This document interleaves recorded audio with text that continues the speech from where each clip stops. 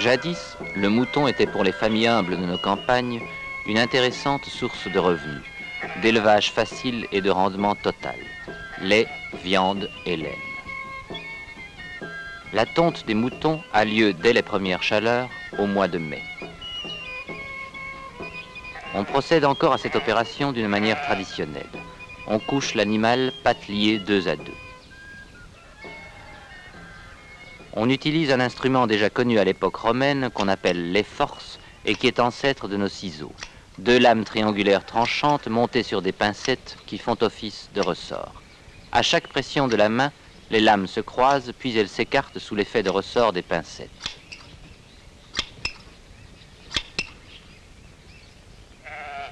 C'est par les flancs que l'artisan tond l'animal, progressant de l'arrière vers le cou.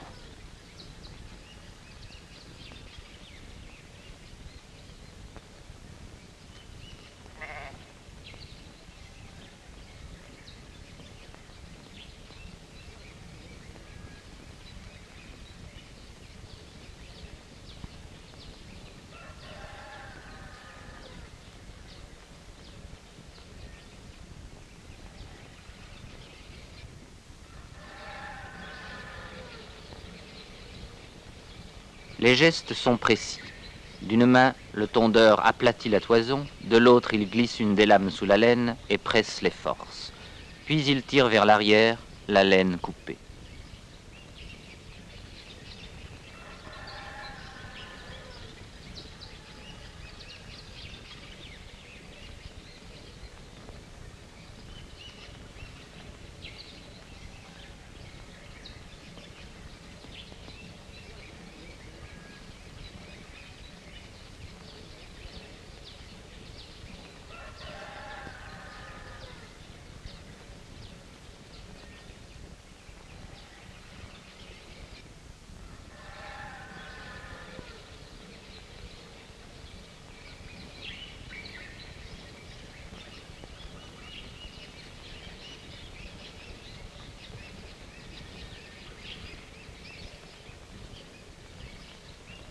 On aiguise les forces sur une pierre avant de retourner l'animal pour tondre l'autre flanc.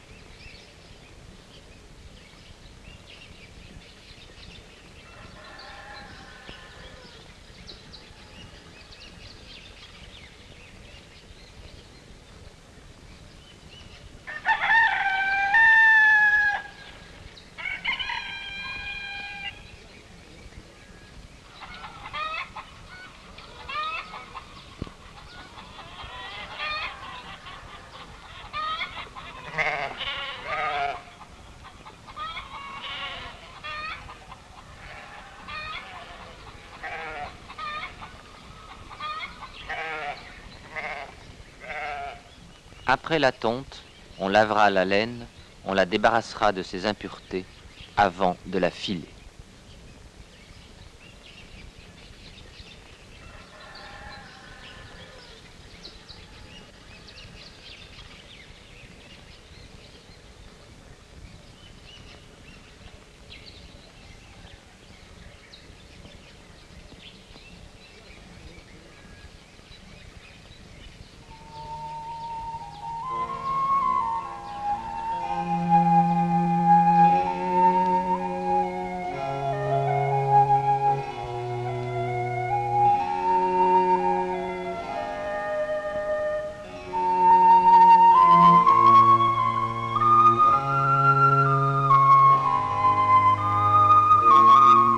On file la laine avec un rouet.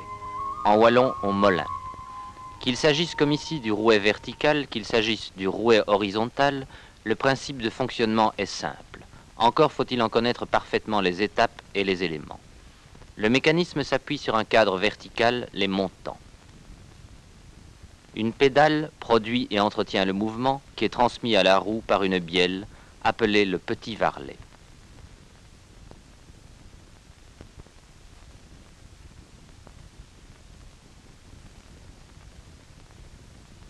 Grâce à un double cordon de transmission, cette roue communique le mouvement aux pièces essentielles qui sont au sommet du rouet, la fourche et la bobine disposées horizontalement. Pour permettre de changer les bobines, de remplacer une bobine pleine par une vide, la fourche est amovible. Elle est garnie sur ses deux branches de petits crochets qui permettent de guider le fil et de charger ainsi uniformément la bobine. Le filage comporte deux stades, le filage d'un fil simple, puis deux fils simples sont torsadés pour en obtenir un double.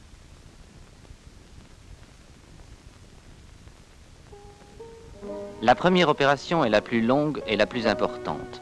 Le fileur prend une poignée de laine et l'effiloche.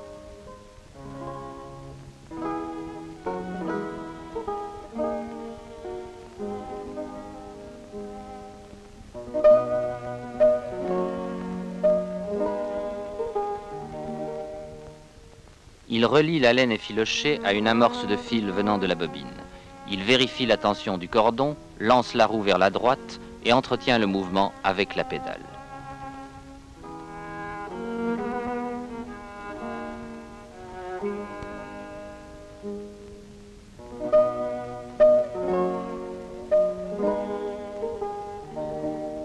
D'une main, il étire la laine effilochée.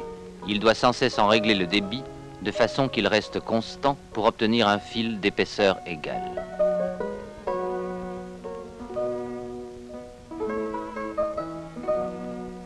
Sous l'effet de la traction et de la rotation, le fil est torsadé et entraîné vers la bobine.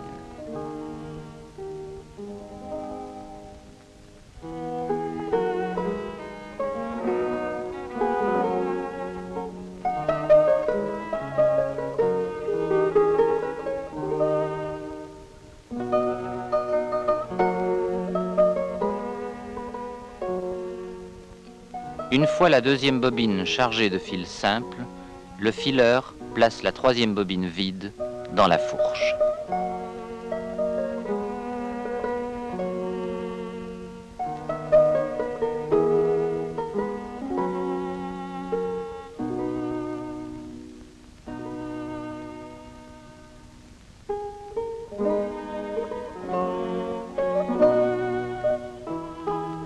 Et c'est son épouse qui effectuera la seconde opération, torsader deux fils simples en un double.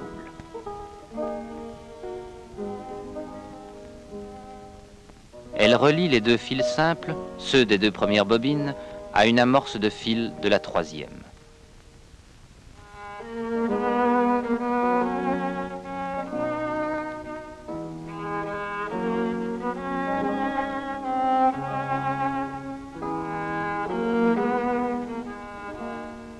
Puis elle lance la roue vers la gauche cette fois, de façon à tordre le fil double en sens inverse des fils simples et pour que ceux-ci ne se détordent pas.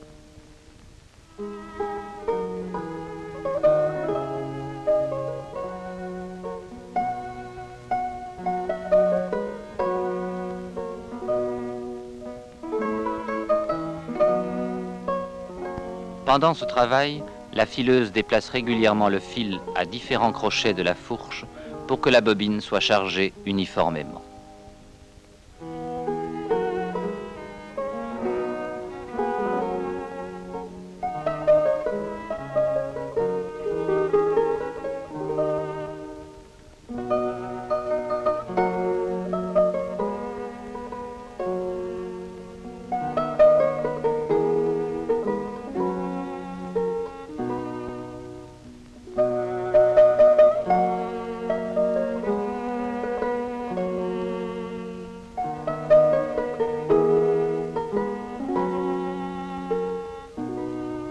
Le filage est ainsi terminé et la laine est mise en boule.